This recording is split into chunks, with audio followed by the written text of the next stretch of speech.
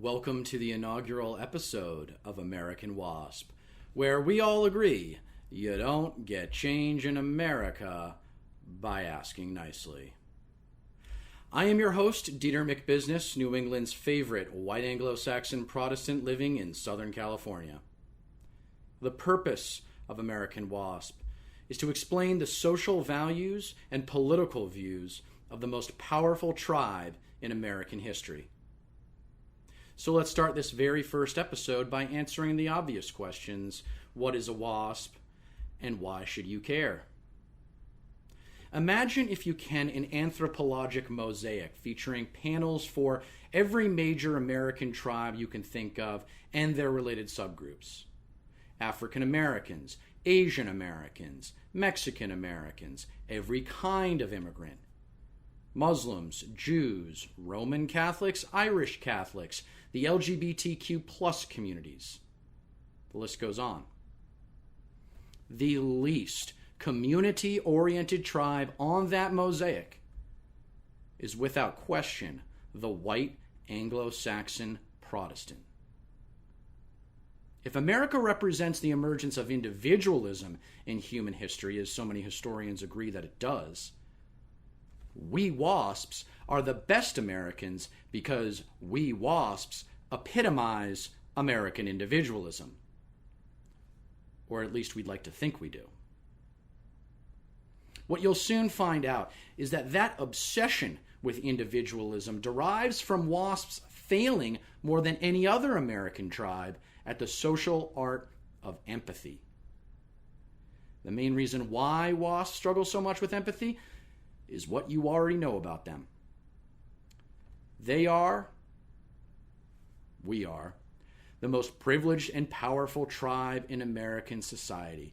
And to be perfectly honest, we deserve to be. After all, we founded this country. We've run this country. We own this country. The rest of you are just tourists. You didn't know that? Ironic, isn't it, that the most powerful tribe in American history just so happens to be the least tribal? Something to keep in mind. A quick note about empathy, since that's the social concept more frequently used these days than it has been since, I would argue, the civil rights movement. The most widely used cliche to define empathy is walk a mile in my shoes, which works fine. But I prefer to phrase empathy as an acknowledgement of ignorance, because that's exactly what it is.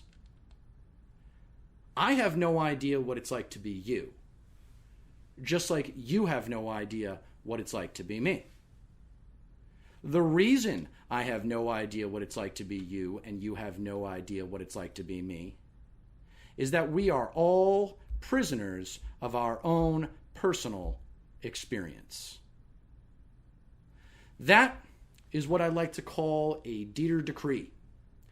Over the course of this show, I'll frequently revisit 3 types of foundational insights relevant to understanding someone's worldview: Deter Decrees, Deter Dichotomies, and Deter Threes. This very first Deter Decree, we are all prisoners of our own personal experience, is crucial to understanding the obliviousness of the American WASP to the plight of those less fortunate. A tremendous anecdote that perfectly encapsulates the American WASP self-image as the founders and, by extension, the proprietors of America is Robert De Niro's highly underappreciated 2006 film, The Good Shepherd, which explores elite East Coast WASPs establishing the Central Intelligence Agency following World War II. There's a scene between Matt Damon and Joe Pesci wherein Pesci's character notes that, culturally speaking, he and his fellow Italian Americans are known for having a strong commitment to family and to church. The Irish have their homeland, the Jews have their traditions, and African Americans have their music. He then asks Damon, "What about your people? What do you have?" To which Damon responds, "The United States of America. The rest of you are just visiting." A lifestyle anecdote that might help explain what I like to call the superficial spirituality of the American WASP is that the Protestant work ethic implicitly teaches that material success brings us closer to God. So instead of going on mission trips like true believers, we WASPs write checks to churches.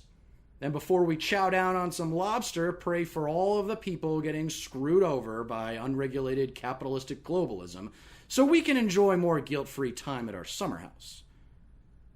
That is the ultimate symbol of WASP success, by the way, not your first, but your second home. A Nantucket Country Club conversation between a few New England WASPy good old boys might go something like, "You got a pool? Cool. I got a view. You got a view? Cool. I got a view. And a dock. And a boat. Oh, you're on the water too? Cool. But you're facing west, right?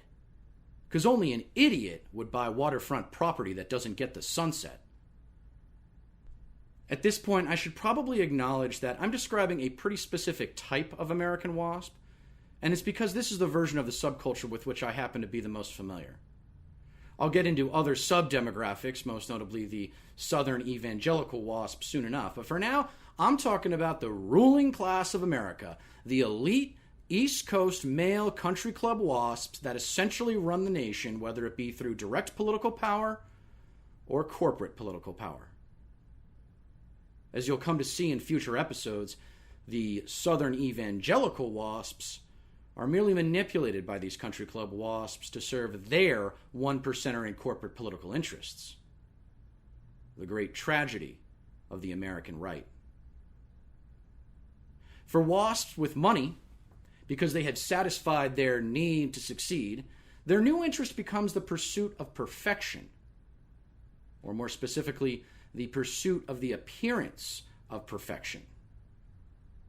But what they don't realize is that that commitment to the appearance of perfection comes at the expense of individual happiness, which is ironic because the entire WASP culture is predicated on individualism over collectivism. Understanding this very first Deter dichotomy, individualism versus collectivism, as it relates to understanding people's worldviews, will prove very useful when I begin to analyze people's politics according to demographic and psychographic data. That's the premise for a future segment called Drugstore Psychology, which will be featured in my next episode where I diagnose myself. Obviously, the WASP would like to think of himself or herself as an individualist. Remember, we're talking about the least community-oriented subculture in America. Without even realizing it, many East Coast upper-crust WASPs are caught in this emotional catch-22 of constantly questioning their self-worth, which contradictorily derives from the opinions of their social competitors. Keep that in mind because I'm going to be coming back to it in a minute. Now that you know my first Deter dichotomy, I might as well introduce you to my first Deter 3. The 3 best ways to see who someone really is. You want to know what someone's truly made of? You want to know what's really important to them, what their greatest fears are? Get them stressed, get them drunk, or watch what they do with their money.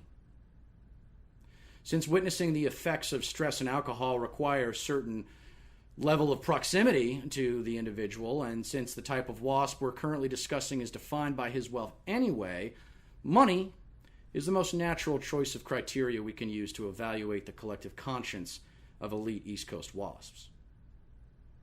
Related to understanding someone's values by way of observing their financial decisions is my second Deter dichotomy: material comfort versus experiential happiness.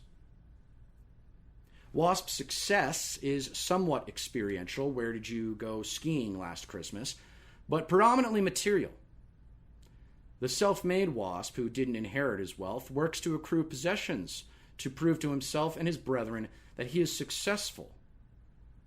But while his need to prove himself to others might produce comfort, it doesn't produce happiness. because he can never truly trust those whose approval he seeks. Why? Because men like that can't help but compete with their peers. It's a social paradox, the catch-22 I was just talking about, wherein one's pursuit of social approval derives from their standing with their peers, but their peers are also their social adversaries. I'll frequently refer to this social dynamic in the future as the tough guy complex. Country club culture is the WASP American experience. Unlike their Catholic equivalents who grew up going to their cousins' birthday parties, first communions, and good old-fashioned Sunday afternoon barbecues after church, like a real community. Type A WASP 1%er men in particular don't have real friends and tend to have increasingly superficial relationships with their immediate family members as they grow older. They play golf and drink at the club, but these guys don't spend time at each other's homes. They don't confide in each other by having deep conversations. Only the most open-minded 1%er WASP would even consider seeing a therapist, much less admit that they see one. And you can forget about meditation. Believe me, I've tried. The concept of spiritual and or emotional awareness could not come less naturally to these men. Very often, their emotional scars are actually the motivation for their need to succeed. More people need to know this. Many super successful white men were physically or emotionally abused when they were young. The converse of this behavioral pattern is that 70% of inmates were abused as kids. Of course, chances are that the abused kid who grows up to become a CEO doesn't look a whole lot like the abused kid who grows up to become a criminal. Back to the whitest of white Americans, that lack of emotional self-awareness is the reason why the only thing more important than individual success to a WASP is privacy. Appearances are everything. Vulnerability is weakness. Authenticity, and by extension intimacy, are expendable. My third Deter Dichotomy is the artistic versus athletic divide. The artistic-athletic divide helps explain why these men, and very often their spouses, are so obsessed with winning. In general, America's youth grows up being encouraged to either pursue sports or art, rarely both. And in general, especially if you're a guy, if you're good at sports when you're a kid, you play sports. Pretty much all of these country club WASPs grew up playing competitive sports. Some were decent athletes, but more importantly, their interest in athletics exacerbated their competitive disposition and did not encourage them to balance their early life by pursuing anything creative.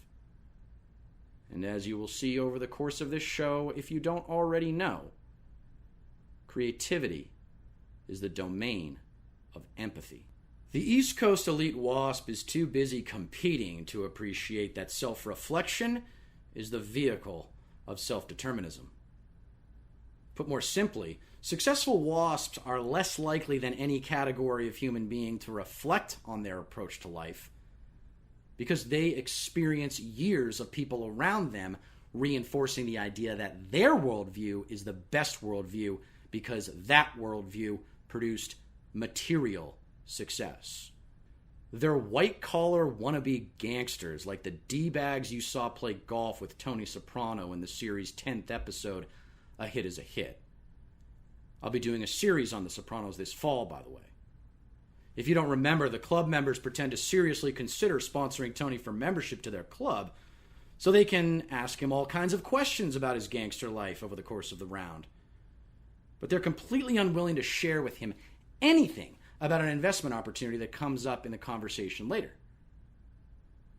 Golfing WASPs talk about the market, the latest Fox News political coverage, And sports to a certain extent, but there's usually only a handful of guys in any given WASP clique that really knows what they're talking about when it comes to sports. Most of them just borrow a quote from an ESPN personality to make it seem like they know about sports, because real WASPs watch sports. Because WASPs win, baby. At some point, probably without even realizing it, these sociocultural super competitors gave into the idea that social status and self-worth do not derive from any kind of personal or spiritual journey characterized by exposing oneself to different people, cultures, and experiences. Competition is king. Winning is what matters most. Not loving, but beating your neighbor. I speculate that were they to be more socially connected to their neighbor by way of some kind of community, they would likely be less oblivious to the societal consequences of their obsession with winning. By the way, Vince Lombardi regretted being known for that tired but elegant oversimplification. Winning isn't everything, but it's the only thing. More people need to know that. The problem with this social dynamic is that all of the men I'm talking about are already winners according to society's social standards, but not necessarily according to high society's standards. Since they're now surrounded by people who are just like them, rich, white, wealthy, at one time educated, but neither spiritually nor culturally enlightened, and live just like them, at least 2 huge houses, at least 1 country club membership, usually a boat, a luxurious travel experience once or twice a year, the need to win manifests in a different way. This social context facilitates a behavioral pattern psychologists call groupthink. The social psychological norm that when you group together people of like minds, their views become more extreme and more firmly held. Right-wing media outlets, Tucker Carlson on Fox News most prolifically, regularly attempt to steal this label to suggest that the left is guilty of falling victim to this kind of anti-intellectualism. But right here and now, and over the course of this show, I'm going to reclaim the term groupthink as characterizing the right, not the left. That political tactic by them is known as conservative projection. So to review, according to conservative East Coast WASPs, in the game of life, the scorecard is, no surprise here, money. The best way to show everyone how much money you have is possessions. But while those possessions produce comfort, they do not produce happiness. Lacking the self-awareness to even know that this is one of their core values, elite East Coast WASPs believe, and so do their evangelical counterparts, but they don't experience it as much as their northern cultural cousins because they're simply nowhere near as wealthy, that happiness does not derive from experiences, but rather the comfort and security provided by an abundance of material possessions. My thesis is that WASP culture is the most individualistic culture in America. Well, in 1%er WASP culture, that individualism manifests as materialism. Expensive furniture isn't good enough. It's got to be antique furniture. A big sailboat made of fiberglass isn't as impressive as owning a wooden sailboat because wooden boats cost like 10 times more to maintain. Unless you're a billionaire, usually from New York, you don't necessarily have to own a private jet, but you at least have to have a private jet membership. Because if you don't think $5,000 an hour is worth avoiding those airport security lines, you just don't know how to live. Plus, the best thing about traveling private is, you guessed it, the privacy. There's that core value again. The reason why elite East Coast WASPs are so obsessed with privacy is because they don't want others to know how incompetent they are at participating in authentic relationships. Their relationships tend to be inauthentic because they are inauthentic. They don't want to know you. They want to beat you. However educated, successful, or well-traveled an elite East Coast WASP might be, after a couple decades of self-validation by way of living the corporate country club life, a person can't help but feel entitled to a certain degree of social deference, best exemplified by the childish outburst you'll hear from an elite East Coast WASPy one percenter if you dare disagree with them publicly. Try telling a white 60-something CEO you know better than they do. See how it goes. The social pressure to avoid any kind of intellectual, much less verbal conflict is so pronounced that they constantly and rightfully second guess whether the person to whom they are talking is really being themselves or just acting agreeable to avoid conflict. And the truth is that after years of this kind of relational fakeness, most 1% WASPs enjoy occupying the position of social superiority. And that's actually the impetus for this show. To expose the WASPy worldview as nothing more than inauthentic, narcissistic social entitlement. Let me say that again. The conservative, WASPy worldview, both East Coast and evangelical, is inauthentic, narcissistic social entitlement. The ones who have money, especially those who are self-made, think that America belongs to them. We built this country, remember? And because of that narcissistic belief about what they mean to America's history, they also believe that they deserve to be treated as intellectually superior to those with less money, and at least as intellectually equal or superior to academics who have spent their entire lives studying a given subject.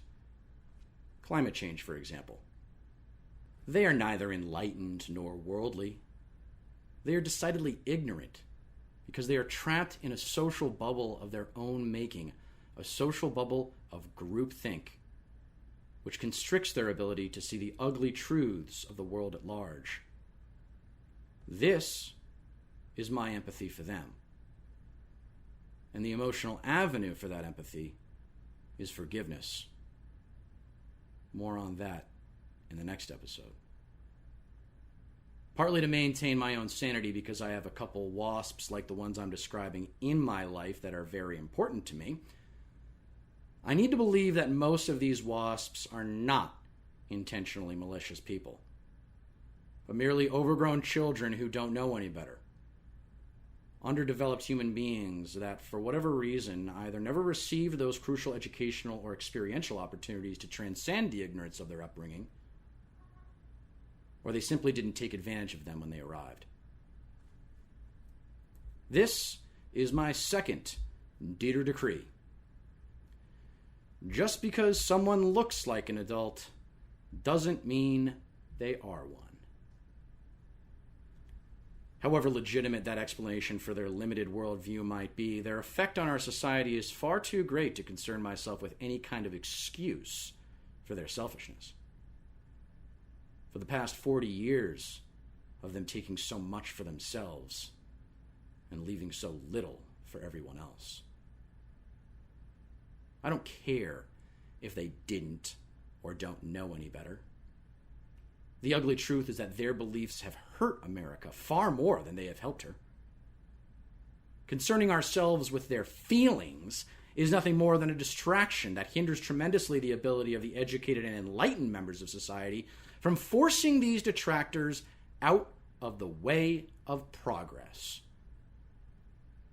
This firm but fair understanding of the consequences of their selfishness and stubbornness will justify the aggressive and unapologetic political strategy I propose in future episodes for how the left should challenge the right until it is cleansed of Trumpism. Then we can talk. Contrary to what outsiders may think of the WASPs' luxuriously comfortable lives, I can tell you from personal experience that the American WASP is actually a tragic figure, as difficult as that may be to believe.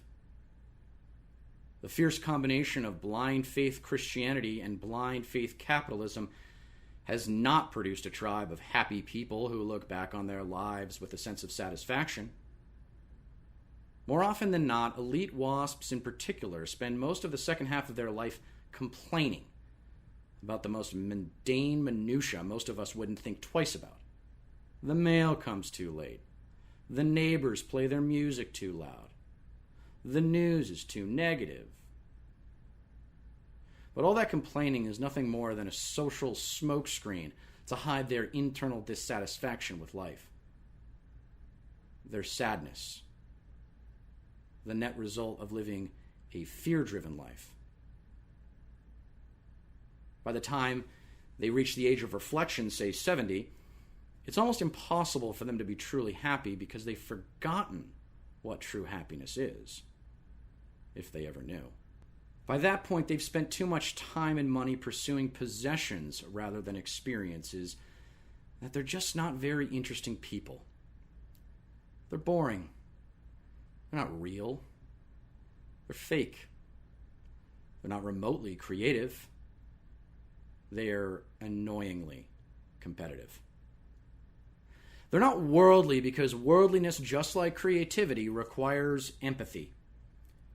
They're not empathetic because they can't help but be preoccupied with what someone should do with their life as opposed to what someone wants to do with their life. I'll conclude this episode with my fourth Deter Dichotomy, wants versus shoulds, or desires versus expectations.